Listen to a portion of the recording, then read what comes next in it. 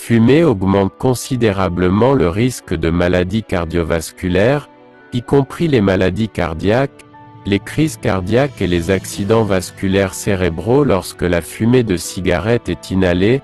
Des gaz toxiques traversent les poumons et pénètrent dans la circulation sanguine, ce qui expose chaque organe à ces toxines. Le tabac contenu dans les cigarettes contient de la nicotine et de nombreux autres composés comme les composés brûlent. Des milliers de produits chimiques nocifs sont libérés. Beaucoup de ces produits chimiques sont connus pour causer le cancer dans le sang. Le monoxyde de carbone de la fumée de cigarette se lie à l'hémoglobine présente dans les globules rouges et cela interfère avec le livraison d'oxygène aux tissus tout au long le corps. En outre, la nicotine et le monoxyde de carbone peuvent endommager la paroi interne des parois des artères, entraînant un risque accru de dépôts graisseux aux sites lésés.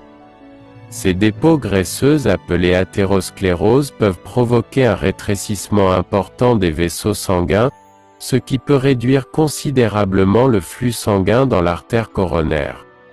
Maladie. L'athérosclérose dans les vaisseaux cardiaques peut réduire ou bloquer le flux sanguin vers le cœur, entraînant éventuellement une angine de poitrine ou des douleurs thoraciques dans les cas plus graves où le muscle cardiaque est privé d'oxygène pendant trop longtemps. Une zone du muscle cardiaque peut mourir en provoquant dommages irréversibles, appelé crise cardiaque ou myocarde. Infarctus.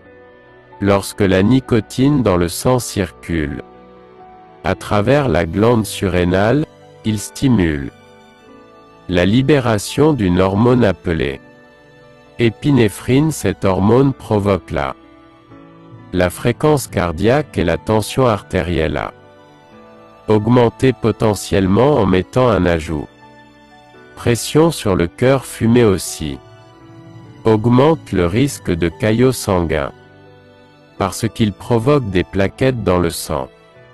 Se coincer. Dans certains cas, un caillot de sang peut se rendre au cerveau, provoquant un blocage dans une artère, empêchant l'approvisionnement en biens indispensables, oxygène et nutriments.